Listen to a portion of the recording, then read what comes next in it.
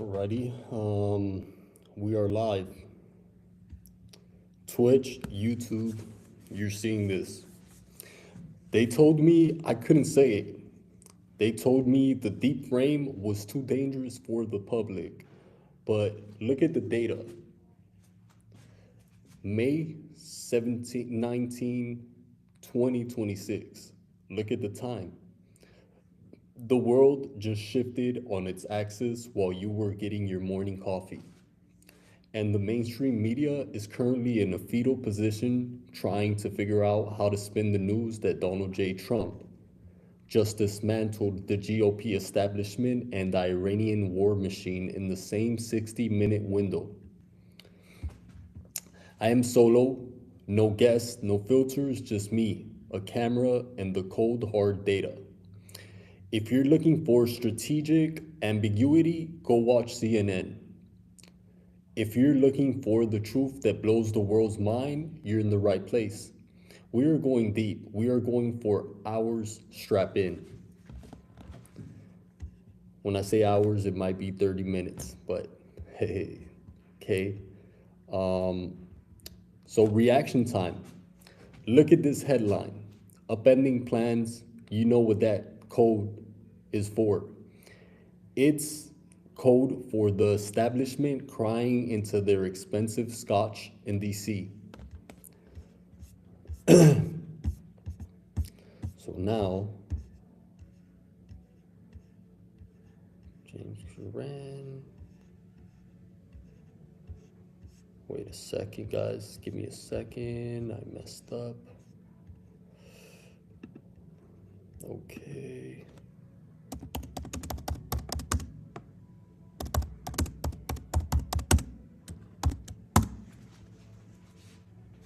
See if I did it right.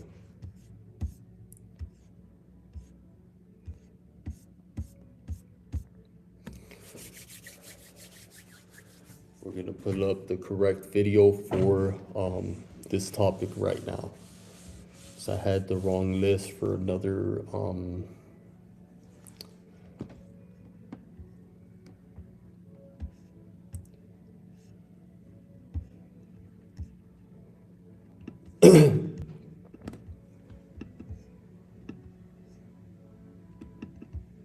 God damn it. I hate when this happens.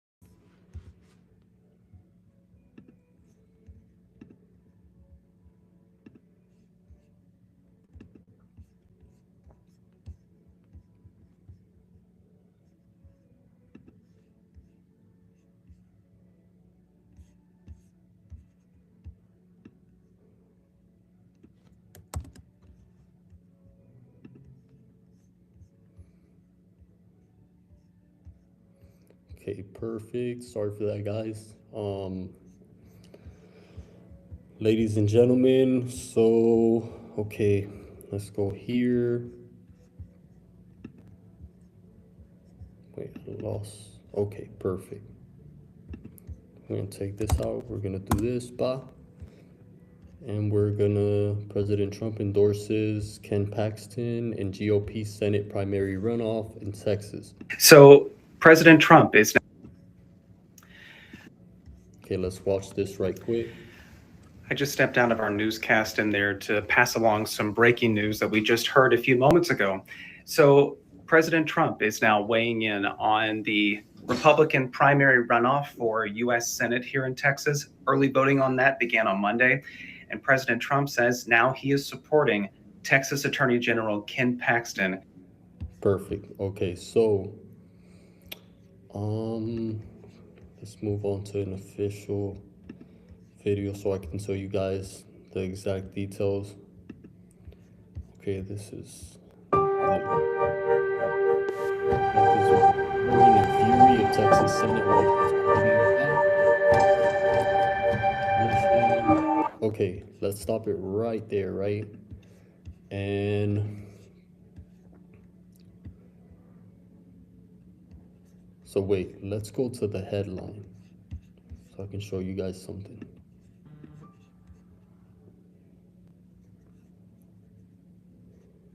Damn.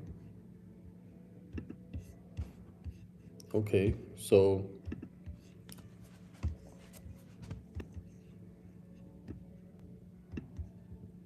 sorry, gotta fix all this mess I got. Okay, perfect. Excellent. Look at this headline, upending plans. You know what that's code for, right? Like I told you before.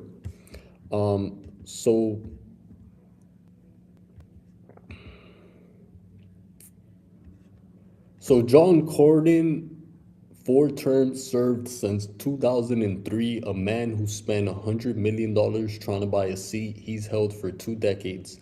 And in one Truth Social post, it's over. Trump just endorsed Ken Paxton for the Senate runoff next week. This is a tectonic shift. Cornyn's people, John Thune and the rest of the DC elite,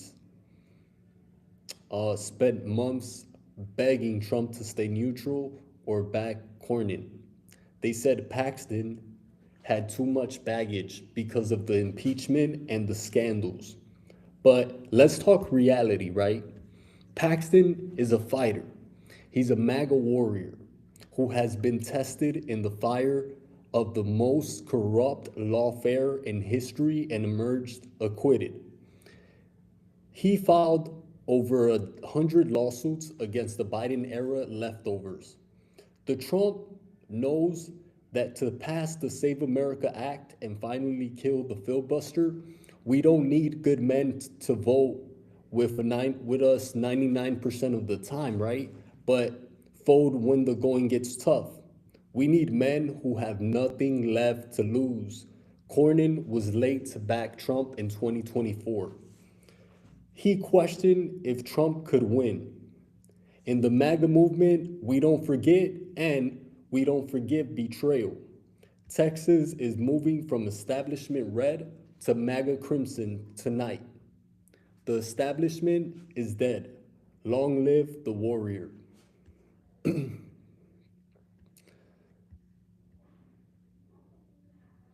So now I'm gonna play this video for you guys. This one doesn't go into details, but let's see. No, this guy's gonna be talking. President Donald Trump backs Penn, high stakes Republican U.S. Senate runoff. Okay, there's more. Within the last 30 minutes, President Trump endorsed Texas Attorney General Ken Paxton and the GOP primary for U.S. Senate. Now, he made that announcement on Truth Social after a long-awaited endorsement. For months, he'd held back on making one. Now, Trump, in that social media post, in part said, "I know Ken well, have seen him tested at the highest, most difficult levels, and he is a winner. Ken is a strong supporter." Exactly like I told you guys, right? Of terminating the filibuster and, very importantly, the Save America Act. Now, Trump said that he thinks Cornyn is a good man, but believes Paxton is a better choice. Notably, though, U.S. Representative Nathaniel Moran endorsed John Cornyn. Governor Abbott, though, has yet to make an endorsement. And just last night, Ken Paxton made a stop in Tyler in his campaign. All right, so we're gonna move from this. Okay, how do I get out of here? Okay, perfect.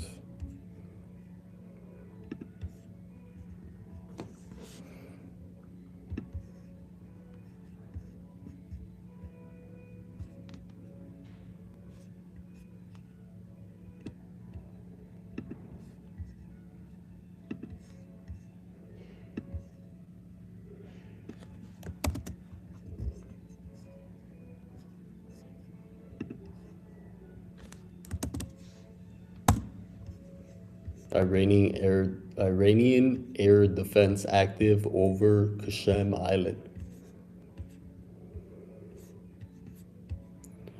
I'm going to check this one right here.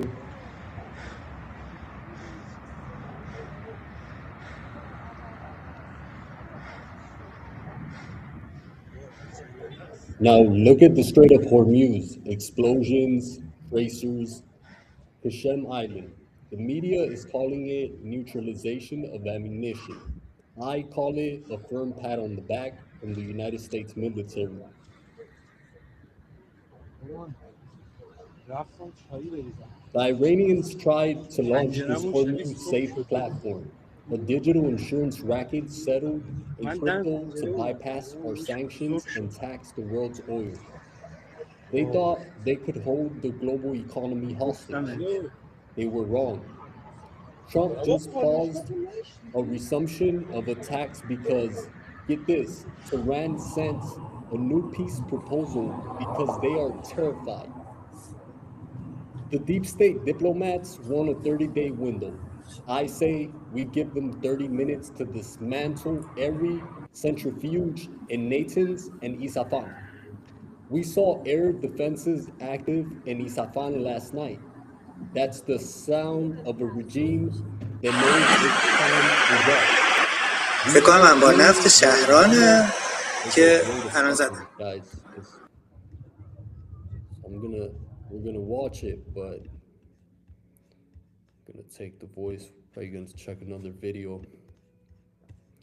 You see this one?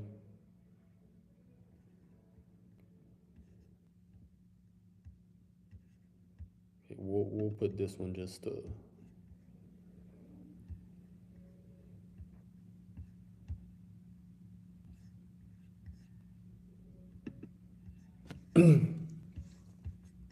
Wait, let's see, does it show anything? Okay, perfect. So like I was saying,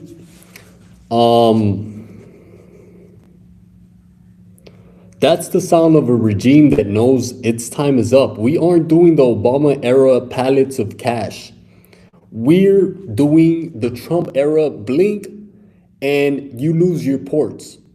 This is how you secure freedom of navigation.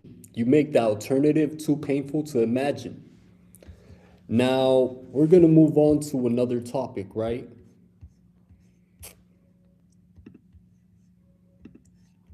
Okay, so we're going to touch base on, tell you guys right now. Let's go here, let's get out of here.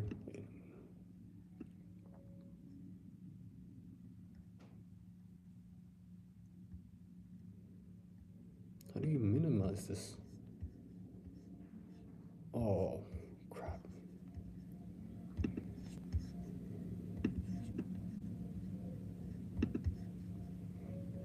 Perfect. Okay, so we're done with that. Let's go to Mark Cuban praises Trump RX program.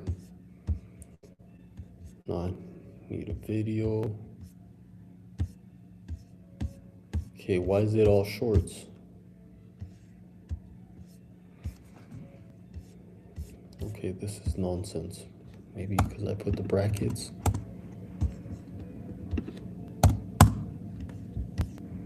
There you go, okay? Just one mistake. Made it impossible to find. Okay, perfect. Very important to all Americans. Thank you, Chairman. Thanks all of you for being here today and talking about a subject that's very important to all Americans across the country. And as Dr. Smith said, an out-of-control healthcare system. Which. All right, so let's stop it right there, right? This is the one that will shock the world. Look at this stage. Donald Trump and Mark Cuban. The same Mark Cuban who was a surrogate for Kamala Harris in 2024. They're now best frenemies. Why? Because Trump understands the art of the deal better than any man alive. Okay, so let's get into the video. It is. Mr. Cuban, innovative companies like Cost Plus Drugs have already proven that bypassing traditional PBMs can deliver real savings at pharmacy counters. President Trump has announced Trump RX, a new website to connect patients directly with the best prices. How might Trump and RX and direct patient programs improve affordability for patients? Your basic, why you're doing this? Yeah, I mean, we'll work with Trump RX. I mean, it's incredible. It's stupendous. It's like the most incredible program ever. And so we're excited to offer them our API so that they'll be able to download our daily prices. So when they go down, everybody benefits. Plus, I like what they're doing with the MFNs because, as I mentioned in my comments, our brand drugs are more expensive because PBMs are involved.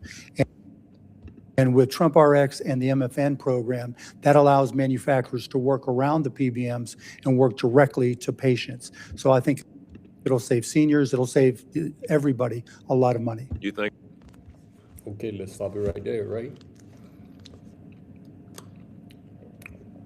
Because Trump RX just added 600 generic medications. We're talking about cutting out the pharmacy benefit managers, those blood-sucking middlemen who have been padding their pockets while you struggle to pay for insulin. This is the ultimate pro-capitalist move. Use competition to destroy the monopoly. By partnering with Amazon and Cuban, Trump is offering generics at a cash price lower than your insurance copay. Let's finish watching this. Think this is the future?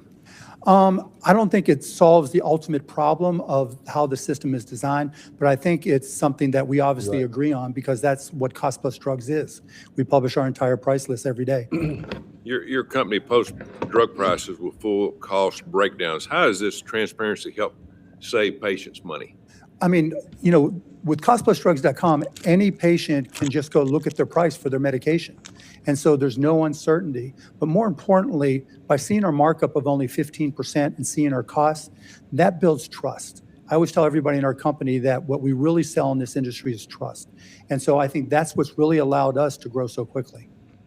So if you sold Ozempic and somebody else went through PBMs, how much cost would they save? Well, if you look at what's happening now where the PBMs work with sponsors, they're typically being charged $1,300. And if you look at the direct-to-consumer programs that are being put out there by Novo and Lilly, it's $499 or less and probably falling. So there's already a significant difference. And the crazy part is that difference of $800 typically goes right into the pocket of the PBM, who then decides how much they're going to give to the employer. So it's a huge amount as of right now. Thank you. Perfect. All right, so the Democrats are calling it performative. Tell that to the guy who just saved $400 on his heart meds today. This is how you win the 2026 midterms. You fix the cost of living while the other side is busy arguing about pronouns. It's stupendous. It's incredible.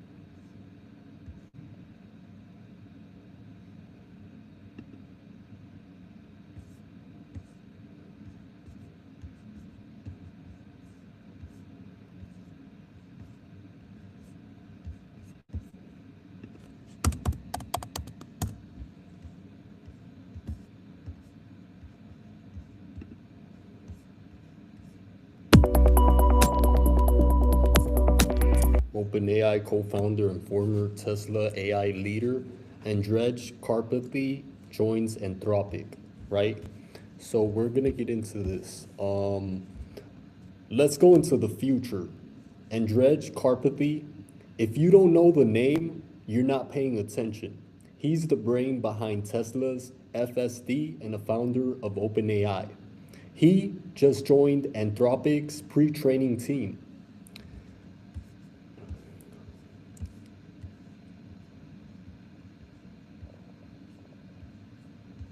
Okay, so now let's watch video. So it says Andrej Karpathy, a founding member of OpenAI and former AI chief at Tesla, like I told you guys, has joined Anthropic. He announced Tuesday a high-profile hire of one of the most recognizable.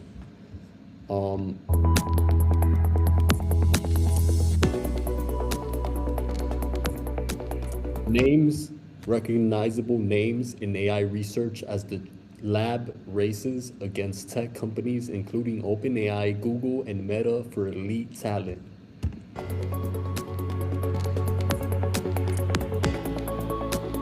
Karpathy started this week at Anthropic, where he is working on pre-training the foundational stage of the developing large language models under team lead Nick Joseph. Wait.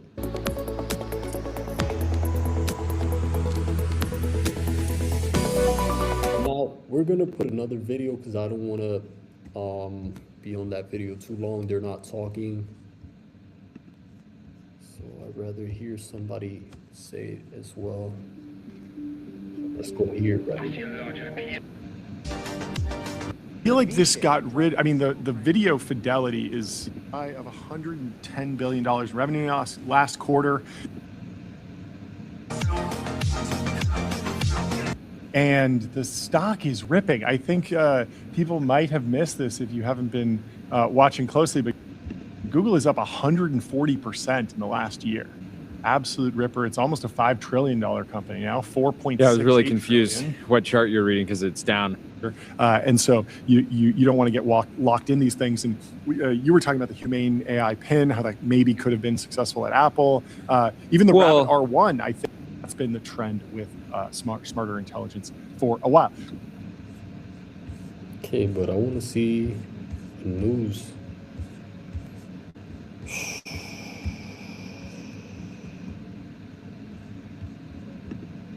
Okay, this is it right here. We do have breaking news on Anthropic. Let's get out to Kate Rooney in San Fran.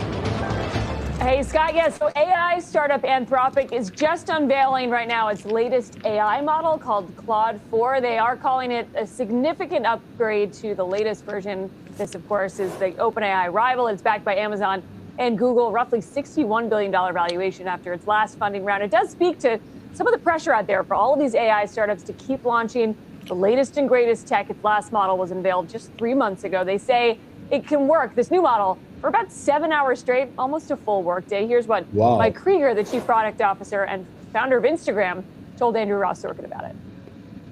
Claude can now work for you for much longer. It's doing hours of work for you. We're even seeing it in our early access partners that have deployed, Opus 4 in their own use cases, whether it's for coding or other hard tasks. And Claude is now doing much, much longer horizon tasks. It's able to manage its own memory. It's able to, work through these hard things autonomously without going off the rails. Jesus, yes, please, because I've been dealing with, my problem has been like coding a website.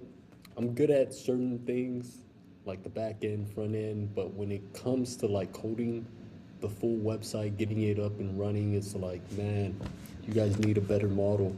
But I'm gonna definitely look into this GPT model. So, so he's warning about the slopocalypse,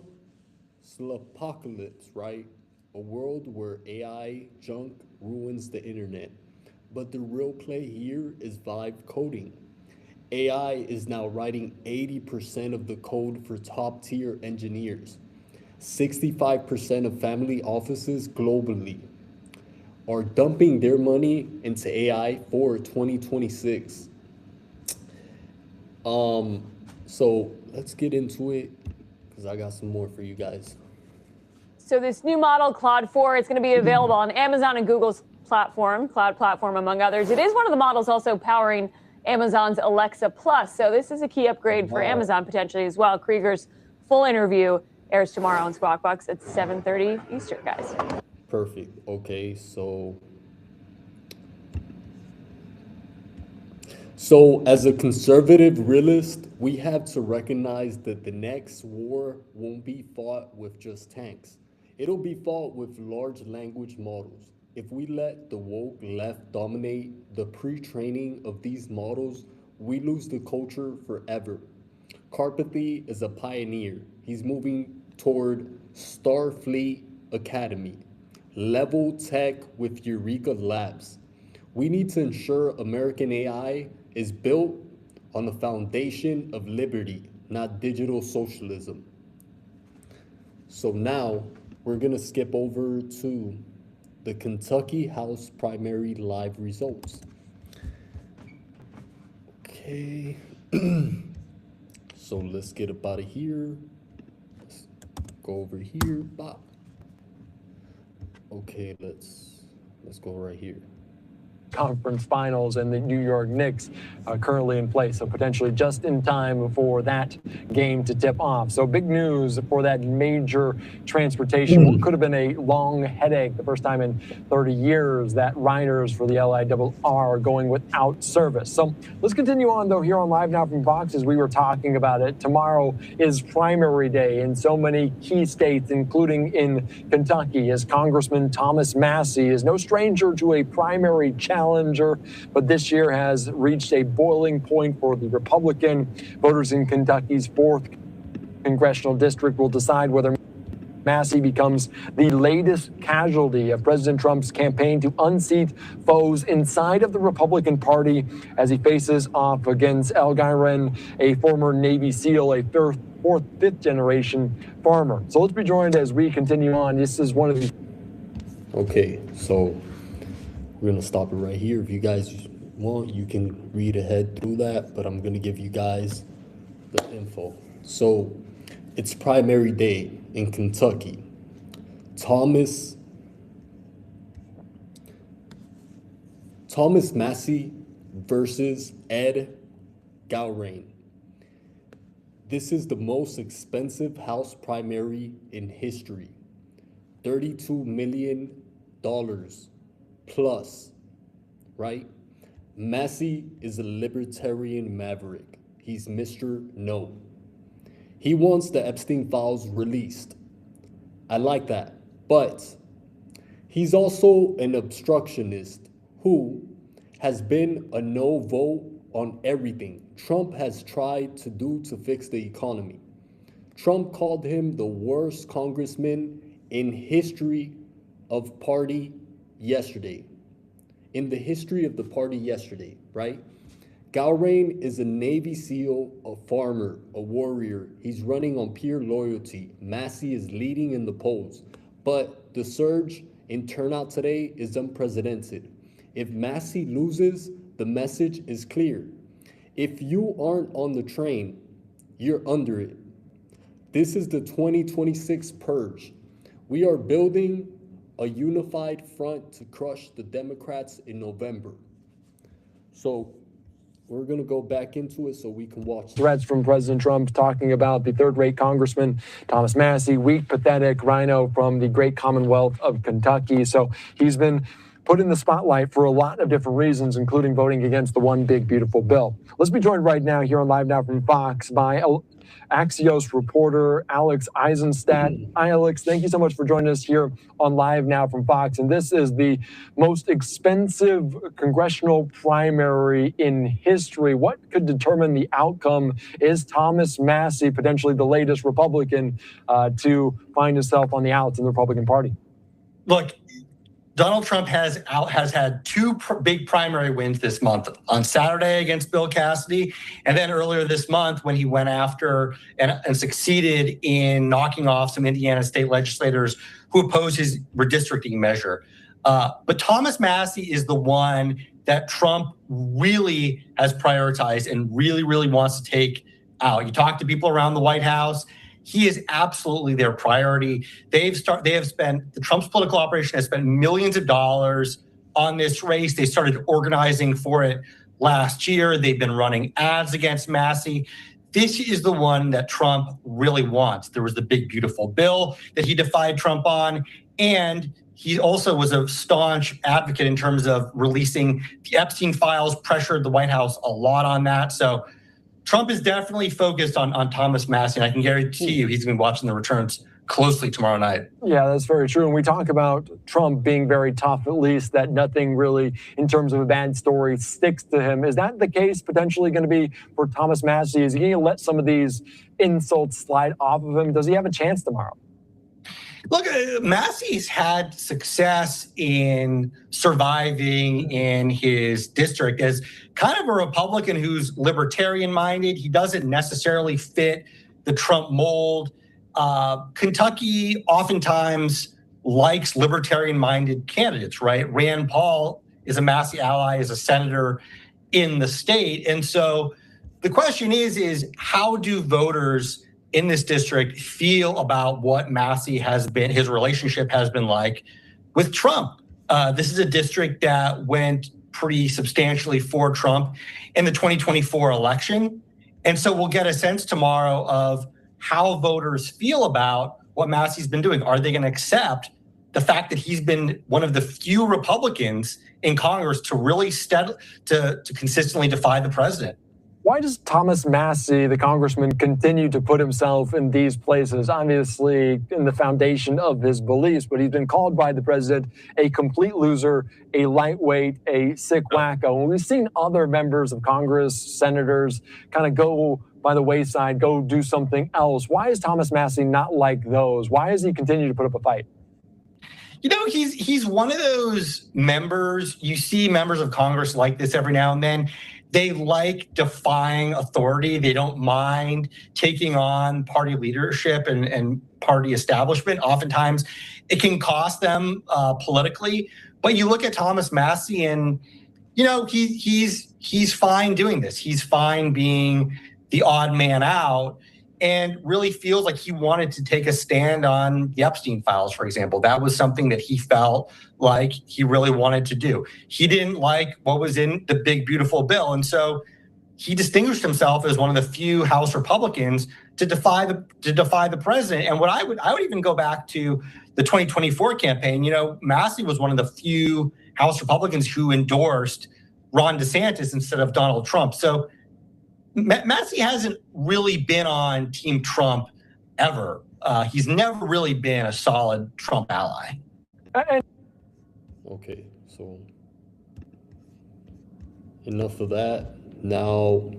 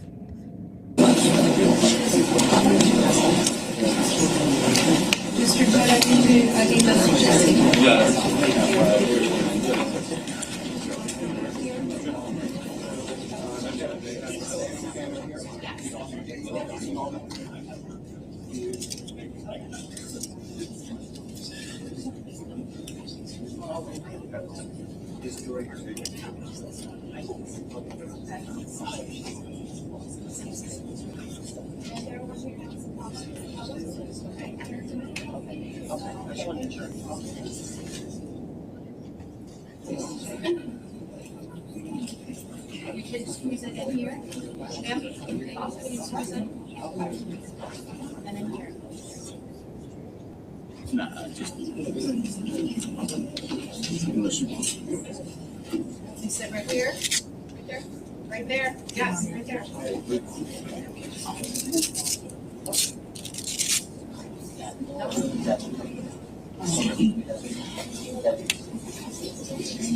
sorry guys.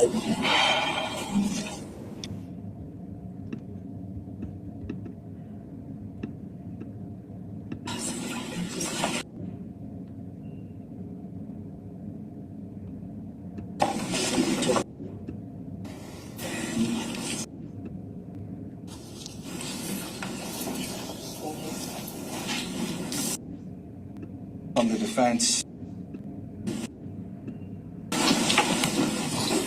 Paul Canero, it's indictment 19020283. Counsel for the record. Good morning, Your Honor. Assistant Prosecutor Nicole Wallace on behalf of the state.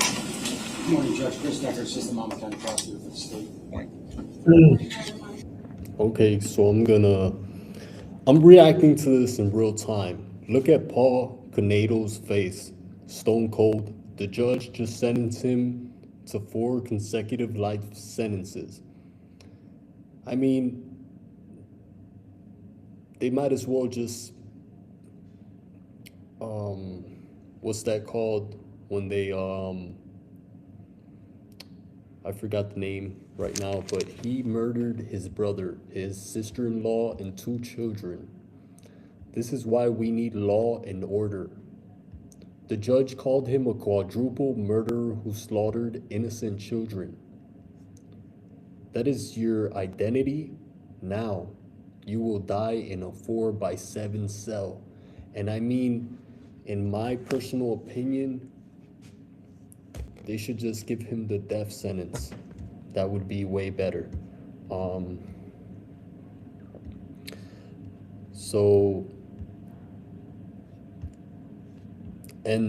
Okay, let's get into it right quick. Still an attorney on behalf of Mr. Carroll, who's present in the jury box. Good morning, Judge Andy Murray, also for Mr. Carroll. All right. So prior to today's date, I had the opportunity to receive the pre-sentence report. There were some slight modifications due to the change in date for the sentencing from May the 12th to May 19th. There's also some other minor modifications that were made. I've also received from the defense, I did not receive a sentencing memo. That I have today. Meeting Keith was one of those crossroads in my life that changed everything. Over those many years, he became a true friend and a constant source of support to me and my family. His loss has left a void that is impossible to fill. I remember countless evenings with Keith and Jennifer. It's hard narrow to the Canero family that was taken from us, but it would also Possible to have Jennifer's mom and sister come up together. Absolutely. Sure, you guys can just stand. The thing that I ask is I'm going to ask both of you to state your full name for the record. Diligently to bring justice.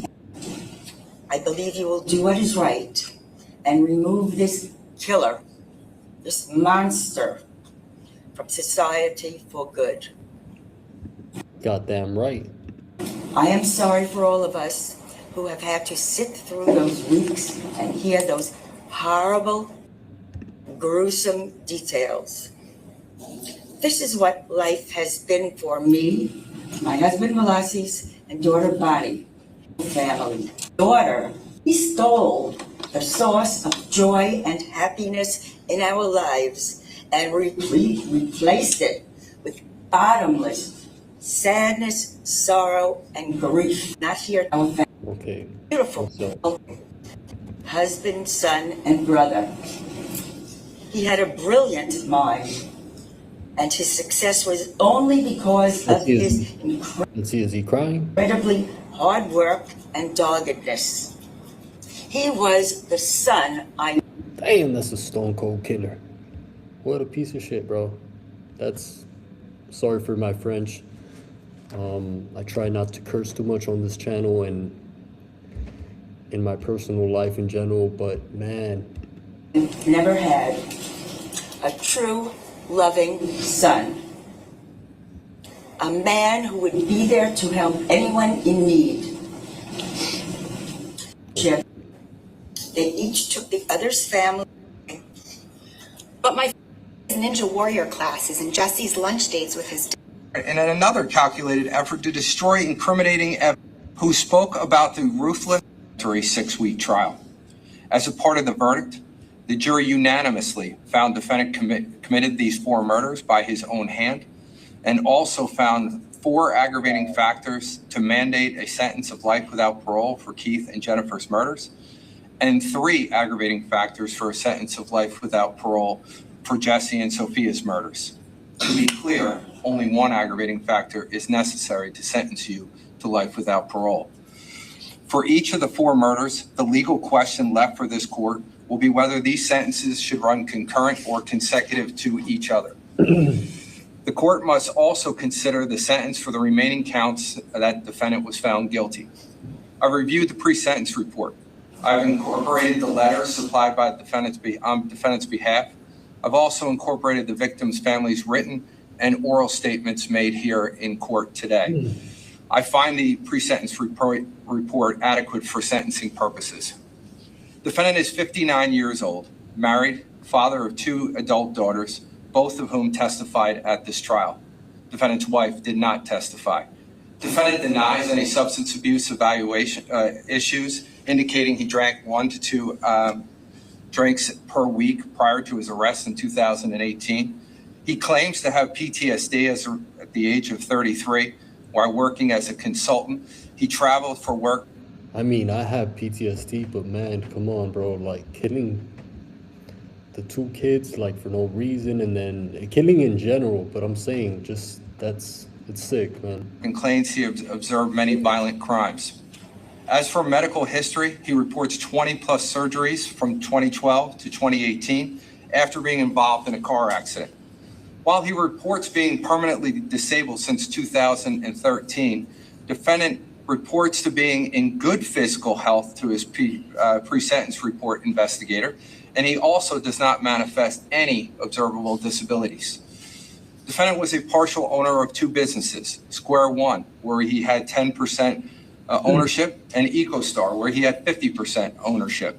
Despite those ownership interests and salary, because he was deemed permanently disabled, he was also receiving $2,300 a month in Social Security and $7,200 a month in Social Security disability, totaling $9,500 a month at the time of his arrest. He was also the homeowner with his wife of a home in Ocean Township that we heard about, which was later sold. While incarcerated for these murders, EcoStar was sold in 2020 and Square One was dissolved. Defendant reports he is one of 3 children, Keith, who the jury convicted defendant of murdering, and Corey, who defendant claims is an alcoholic with mental health issues, abusive, and a pathological liar.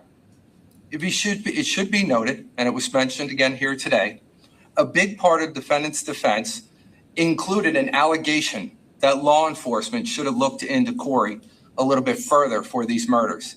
The jury outright rejected that argument, finding defendant guilty of all 15 counts in less than 5 hours. That's right. Defendant has no prior record. Defendant was charged with insurance fraud pursuant to a separate indictment, but the state will dismiss that charge today after the sentence is imposed here, and because defendant has no ability to pay if defendant was convicted and restitution was ordered. I have also reviewed the pre-sentence report for the victim statements that were provided by Bonnie Caridius, who spoke about the ruthless. Hello.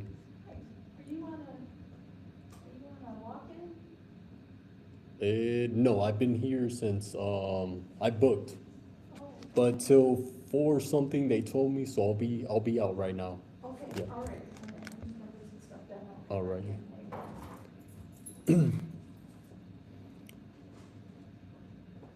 So the defense tried to blame a 3rd brother, but the jury saw through it in 5 hours. This is the return of accountability in America. Okay. So now we're gonna end it with this information right here.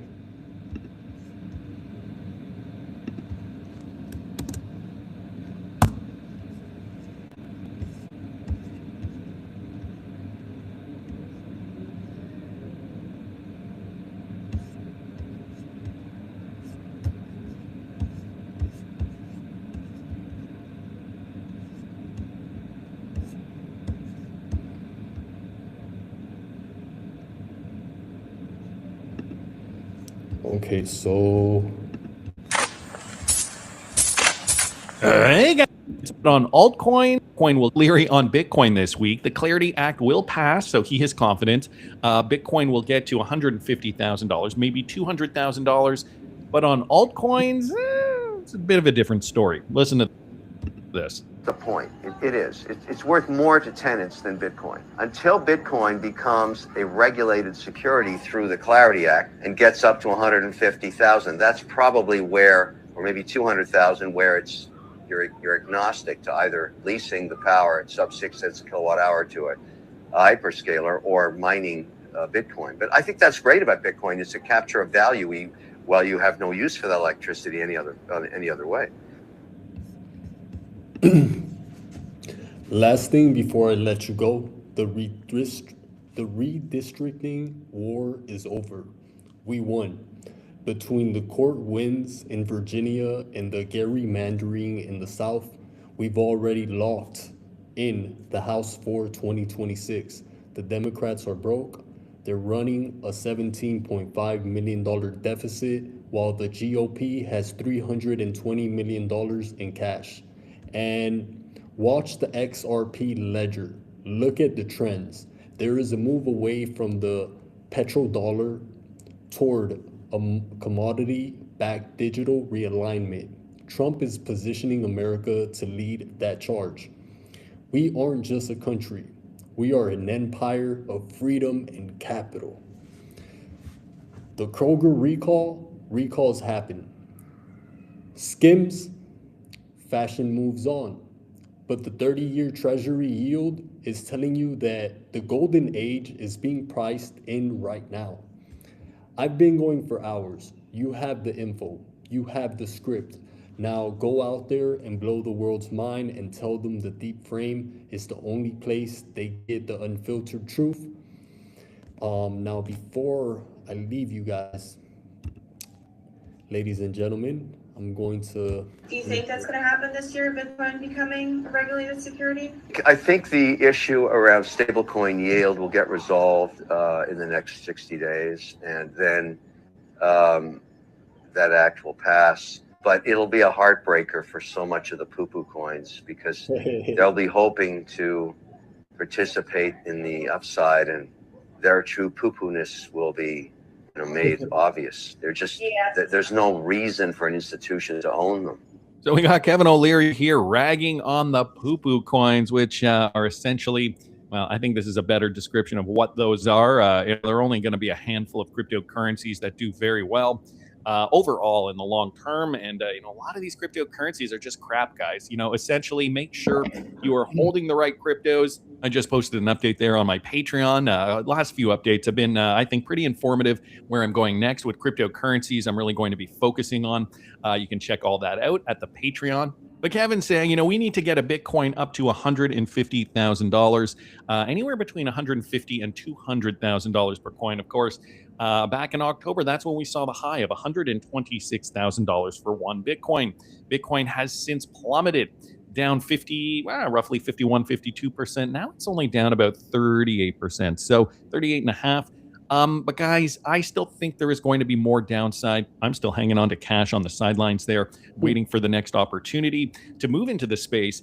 And, the other thing he said was the poo-poo coins, right? We've got to focus on really high-valued, high-quality cryptocurrency. So yeah, that's another talk for another time. That's out of my political spectrum. That's more into the crypto spectrum. But you guys can definitely go check out this gentleman's channel. And here's the description below. I mean, the title, you guys can go look it up, check it out if you're interested. And